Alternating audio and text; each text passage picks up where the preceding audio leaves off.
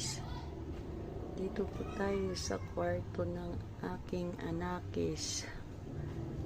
Ay nako, tingnan niyo po yung kanyang mga nakasabit-sabit dyan, yung kanyang mga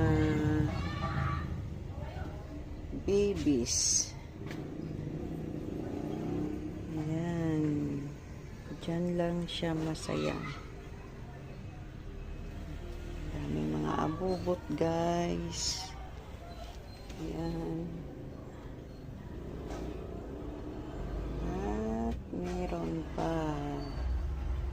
Ano na ang nangyari sa kanyang mga gitara? Punong-puno ng mga stickers.